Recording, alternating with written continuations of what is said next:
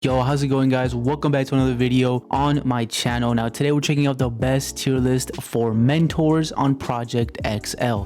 Now this is gonna be an official tier list, which means that, you know, I am the official guy. You go for me for all the info and all the tier lists, y'all. Okay, so I'm gonna keep it a buck. I'm not gonna lie, this is gonna be update 1.5 tier list, and I'm gonna update it though as long as it goes, you know, and then we'll see how this video does. But with that being said, let's start off with Itadori or so Deku's gonna be D tier. Okay, this dude is actually going to be C tier. I don't think I have to explain why, but they're going to be in those positions. Now it gets a little bit more complicated. Okay, now we're starting off with a little bit B tiers, you know, to A tiers type stuff, you know. So what we're going to do is we're going to go with Dabi. Now Dabi is going to have an okay buff. It's not going to be too crazy again, so it's going to go on B. I think that's pretty fair considering that he doesn't do that much damage or buff that much damage, so that's why it's not going to be that good. But next we have him. He's actually going to be a little bit worse than Dabi, but he is definitely going to be B tier. Okay guys, next is going to be Whitebeard. Now Whitebeard is one of those that he doesn't have the greatest moveset. Okay, his damage is not that great, but he does get a good stun, and he also gets a solid play, which is not bad. So that's why he's going to be on the top of B tier. He's not absolutely terrible, but he's also not amazing. Okay, he does get a shield ability, which is decent enough, so he's going to be on the top of B tier. I think that's pretty fair. Okay guys, so I actually made a little bit of a mistake. He's pretty bad, to be quite honest. So he's gonna be in the top of C tier. Unfortunately, he just doesn't do that much damage with his buffs, so it's just not worth it in my opinion. Whitebeard is still on the top of B because he really does deserve it. Now next one is Black Hole. Now the actual abilities that you get is actually pretty overpowered. If you have the ability for him, it's incredibly like a big buff, you know, like it goes from medium to pretty good. Okay, especially if you're just starting off, you need this as a good unit, so it's not a bad alternative if you have the ability. So like if we're talking about buffs in general, it not only does damage more, but it also just makes it all around better. Okay, so the whole abilities, the R move especially, it just gets insanely more OP, so it deserves that spot. Okay, again, I'm not going this based on overall end game situation. I'm going off based on if you have the ability and then you get the mentor, how much better does it make?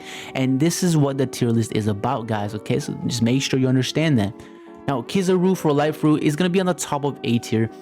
Great ability, great fruit, I guess you could say, for farming. It's one of the best, if not the best, so a lot of people like it and a lot of people appreciate it, so that's why it's going to be on the top of A tier. Okay guys, it's pretty overpowered. It's pretty good.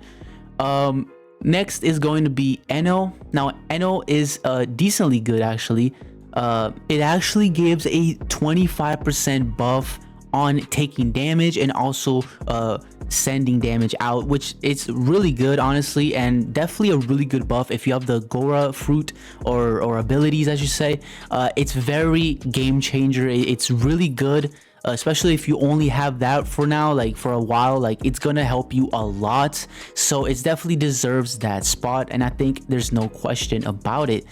Also him is pretty bad. I'm gonna honestly put him at D tier over here, maybe a little bit better than that, but I mean nobody really cares about him. It's pretty bad. Okay guys, next up is going to be Ace. Now Ace is pretty good. It's pretty good. Okay, next up we have Ace, and if you know anything about Ace, you know that, you know, he needs burn, and when you have the mentor, he actually does gain burn, which most of you will like. And honestly, it's not a bad burn. It's a solid burn. You know, if you only have Marrow Fruit to work with, or you like Marrow Fruit and you want to use it, and you have Ace, it definitely does increase the damage by a little bit, but it's good enough for it to actually be useful. So because of that, it's actually going to go over here next to Whitebeard. Honestly, you could debate whether it's better than Whitebeard, but I'm just gonna put it a little bit below because it really only does burn damage after you get it, so it's not that good. Okay, but it's not bad if you have Marrow Fruit. Next up is going to be Broly. Now, Broly does a lot of buffs, okay? It does enough buffs for you to be able to question whether he's broken or not, okay? But in my opinion, Broly is definitely a top tier one. He costs around 8 million, so if you do want to go for him, it's gonna be a bit expensive, guys. But you have to understand that at the end of the day, he's one of the top 3 brawlers, so I mean, there's no difference, you know. It's very, very good, especially if you have the Saiyan class. It makes it quite overpowered. It also doubles all of the attributes, which I mean, it makes it pretty insane. So because of that, it's gonna go on the best tier, okay? It is quite literally the best of the best, okay? Next up is Gojo. Now, Gojo, in my opinion, is the best for magic in the game. It buffs his purple, his last technique, 1.5 times, which makes the damage absurd and one-shots most people in PvP. So that alone, mix it with Sharingan, for example, it's a one-shot combo. Very, very overpowered. Definitely the best in the game. And the next one is Shinra. Where should Shinra go?